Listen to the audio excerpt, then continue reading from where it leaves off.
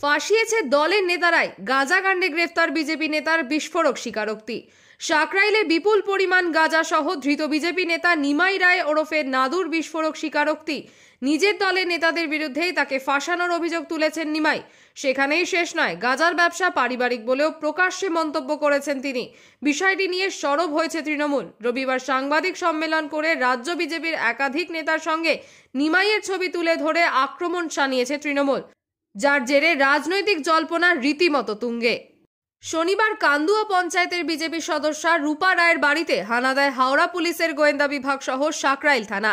উদ্ধার হয় প্রায় 41 কেজি গাঁজা। গ্রেফতার করা হয়েছিল রূপার স্বামী তথা কিষাণ মোর্চার নেতা নিমাই সহ 3 জনকে।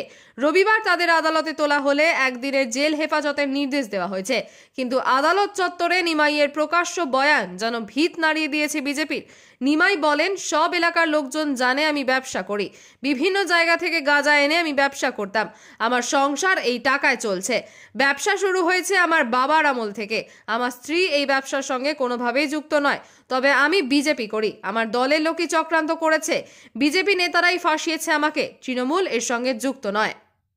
ফাঁসিয়েছে দলের নেতারাই, গাঁজাকাণ্ডে গ্রেফতার বিজেপি নেতার বিস্ফোরক স্বীকারোক্তি।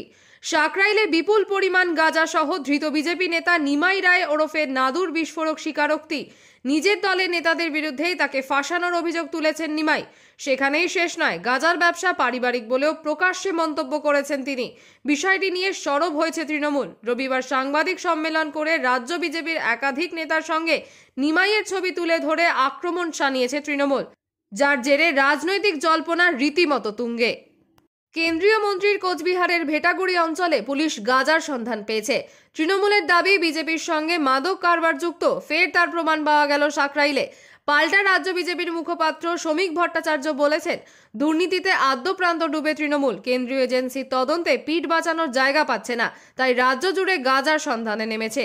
রূপা বিজেপির পঞ্চায়েত সদস্য, ফলে দলের নেতাদের সঙ্গে ছবি তো থাকবেই, তা থেকে তৃণমূল কোনো ফায়দা তুলতে পারবে না।